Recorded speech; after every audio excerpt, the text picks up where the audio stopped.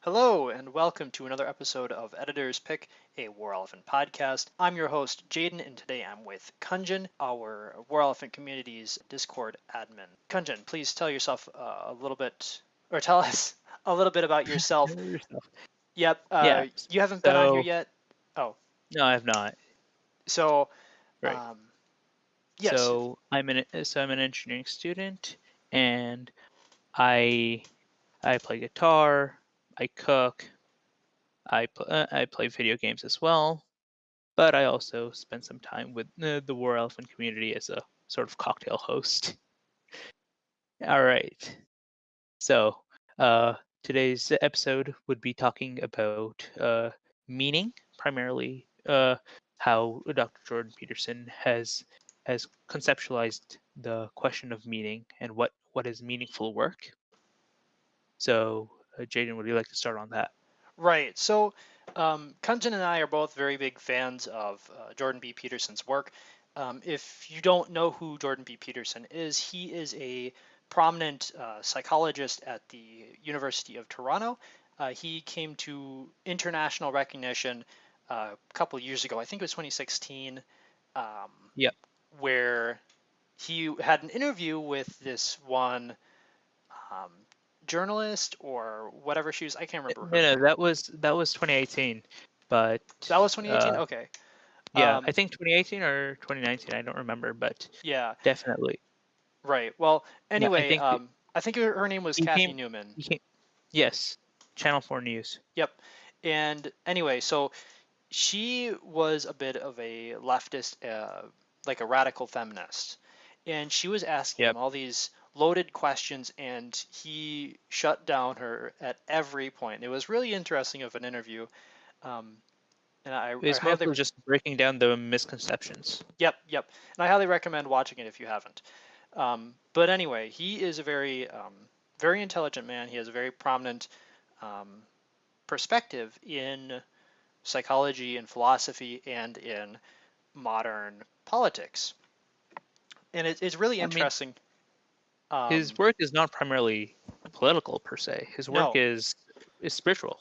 yep, it's It's more it, it's trying to go a little bit deeper than simply the base level of politics yep, to like really understanding how the human mind works, why we think how we do. exactly. And basically, what we were discussing the other day, Kunjan and I, was what exactly is meaning? Like, what is meaningful? What does it take to live a meaningful life? And it's actually something that Jordan B. Peterson talks about quite a lot. Um, and it's actually a major chapter in the book that I've been reading from him called 12 Rules for Life, An Antidote to Chaos. That was published in 2018. It's a really interesting book. Um, but anyway, so the 12 rules explain like what he thinks that you need to do to live a meaningful and Prosperous life. prosperous life. There's a better word for it. I can't think of it. But anyway, the thing that really struck out to us recently was Rule 7: pursue what is meaningful, not what is expedient. And Hmm. basically, the premise of this chapter is this basically this not really attack, but it's a deconstruction of what it means to have a meaningful life and an understanding like where people go wrong today and where we can or how we can fix it, like what we need to do to live a meaningful life. And he talks about a lot of different topics in the chapter, like he talks about nihilism and hedonism, and it's really interesting. And I really can't summarize it all because it's a very long and interesting chapter. There's so much to cover. It's a brilliant. It's well written, I'd say. Yeah, I absolutely. definitely say it's well written. It's But it's more, but I think let's get to what he's actually getting to. What does he qualify as meaningful? right. It's really interesting. From what I've taken away from this, he basically has defined meaning as a struggle between what is good and true and that which is not. So basically, he talks a lot about slaying the serpent, trying to defeat this evil dragon in your life, and trying to be better, be good, just be an absolutely upstanding individual. And I'm not really sure how much I agree with that. And I think Jordan B. Peterson has a lot of good ideas, and I think he's getting somewhere with this, but I'm not really sure how much I really agree with that. So that's why we're really having this discussion today. What exactly is meaning, and what exactly should one do to have a meaningful life? And I don't think we're going to get to an answer in this episode.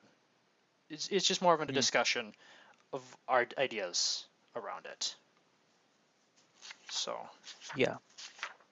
So in that, so in the same vein, um, so in a sense that doing work, like, and as he's frequently mentioned, like carrying the biggest load that you can, that's what matters. Now, it's not everything, but it is a lot. There was a Quartz article from a few years ago, back before um, they went hard left, on like the strongest predictor of men's well-being is their job satisfaction. The fact that they're carrying a burden, the fact that they're providing for their families, all these things, like how they're impacting their their company success. All of these things matter to a man who's like, and these are biological in that how we see ourselves, the serotonin systems that we know. So based on like neuroscience, people want to see people see themselves as a product of of their bringing, and they see that whether it's positive or negative, and the serotonin system regulates that, regulates how we see ourselves in a hierarchy, and either moving up in the hierarchy, or it it gives satisfaction. Doing work, making things happen, gives satisfaction, and they give meaning, right? As opposed to cheaper short form versions like getting high, or other hedonistic pleasures. Basically, especially for men, part of the thing about carrying the load, or carrying this like big burden, is that it gives them a sort of lasting pleasure that they're contributing to the improvement of their limited circle. So, say for example, it'd be their family, it'd be their company, it'd be their society, if they're part of a church or they're part of a Rotary Club, or all these things. So, according to Dr. Peterson, there's the serotonin system, like the neurochemical serotonin. It's used to regulate it's used to regulate how you see yourself in a hierarchy. Usually, not only hierarchies, but also how your role within that hierarchy. So, in a sense, if you're carrying like a heaviest burden, like if you're carrying the burden of of, say, being a breadwinner, or like or you're an integral member of your Rotary Club or your church or whatever it may be. All of these are positive boosting factors. Essentially, they boost your self-esteem, they boost your sense of worth, and these provide more long-lasting pleasure and more long-lasting satisfaction than instant pleasure, um, like getting drugs is the most common, but then there's also sex and other things that, no, that, yes, they're good for short term, but and they're good for like short term momentary pleasure, but they don't give you the but they don't give you the satisfaction that you would need for long term continuance, I guess. Sorry. Yeah, something like that. yeah, I think that's a very interesting aspect of life's meaning. Like, obviously people can't just live without having a sense of satisfaction about themselves. Living without feeling like you have a purpose is very difficult for a lot of people, and I would say for the vast majority of people who have felt that, it's very, very tough to keep on living. And I mean, that's just why the phenomena of Mm. suicide exists, as unfortunate as it is. Yeah, yeah. There was like a I like scrolling through the comments. I think you might have seen it too. But it was like the German short story about the kid who doesn't feel needed by anybody. Yep, yep. I sent you a screenshot of that actually. It's really interesting. Um, Uh-huh. I was watching some of Jordan B. Peterson's lectures, and on the comments of this lecture, someone commented about a short story they read. The comment reads, "I read a short story in my German class, and it's about a boy who doesn't feel needed by anyone, so he gets suicidal. But as he was trying to kill himself, he reminded himself that he still had to get wood for his family, so he went on to get the wood. The responsibility of getting wood for his family is what kept him sane, needed, and alive." And I think that's a really interesting way to think about it, and it really does tie into um, the Quartz article about the study that found um, that men's well-being is based primarily, maybe not exclusively, but primarily on work satisfaction. I think that's a very important aspect of why things the way they are, and basic philosophy and psychology. And Yeah. it's a really interesting question. Then, if I can So segue into the next topic here, um, yeah. what So exactly is satisfaction? How do we get satisfaction? I think Jordan B. Peterson does talk about this in his book, Maps of Meaning. it'd Unfortunately, I have be not. it would Yeah, be like I would define it as like pleasure derived from having accomplished something, you know, right. no matter And how small it is. yep, and that's where my question comes in. Um, if if we were to this is a philosophical question and something that's been on a lot of people's minds. There's a lot of questions about this, but something I've been thinking about lately. If we were living in the Matrix, a perfect simulation of the real world, and we couldn't tell the difference, but we did the exact same things that we did or we would have done in the real world, would that make it meaningful or significant if it was really no different? If it was just a replay or a simulation of the real world? I mean, if you didn't know it was a simulation, would it really matter? That's the question. Because Right. if you do everything, you live life normally, but you So, don't know that everything is within a simulation, then right. yeah, it probably could count as meaningful Right. And then the if you're immediate unaware. question, right. And But then, if you're aware of it, if you're aware that you're in a simulation, mhm, and now and now you are and now you're deliberately just, well, let's put it this way, you're taking the blue pill and leave and continuing life in that right. one, then And it's not meaningful. yep. And that's where the next big question comes in. Do you accept the reality that you've been given, or do you try to break free of it, take the metaphorical red pill, and experience reality for what it is? It's a very interesting. No, no, not to get too much into the Matrix, I don't think. But oh, Right.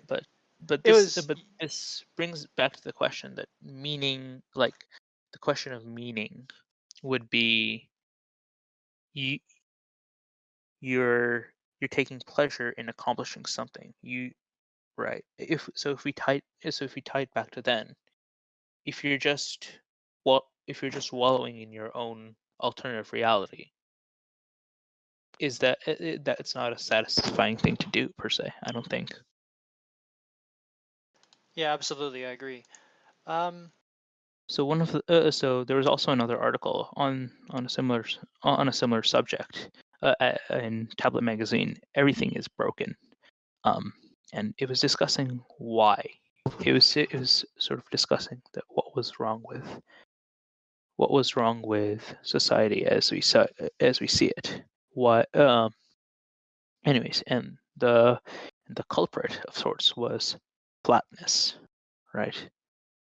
Um, Flatness is is sort of defined as like a sort of need for is a need for convenience, but not only need for convenience, but need for frictionlessness, where you just buy things without thinking about them, or you just surf from place to place on the net, or a sort of sort of artificially sleek mentality that also affects you as a person. So if you've seen the new Smuckers logo, yeah, yeah. It's a trend right? on every logo Yeah, right they make it. now. Yeah, So they make it sleeker, um, and in a sense, it sort of removes the rustic element of it, right? Um, yeah, Also, and then it was like, what was it? Number one, it was like Poultry Street in London. Same thing. yeah. It's a whole It's a different. postmodern view on how things should be made, built, how they should look. Yeah, Like it's like efficiency isn't always a good thing. It's good, but in this case, it's friction. But it's it's the frictionlessness that and the sort of artificial cleanness, I should say. right, right. I would personally describe this, and I think we mentioned this in a previous episode, me and Ian, that this is a postmodern deconstruction of what we believe to be good and beautiful and true. And Yes. if we were to sink so deep into this postmodern, the sleek flatness, this frictionlessness, as Kunjan As the is, article calls it. Yeah. yep, um, we will lose all sense of identity and what we believe to be good and beautiful and true, because it's just a complete deconstruction of it. It's trying to Yeah. remove what is truly beautiful, truly good, and truly true, Yeah.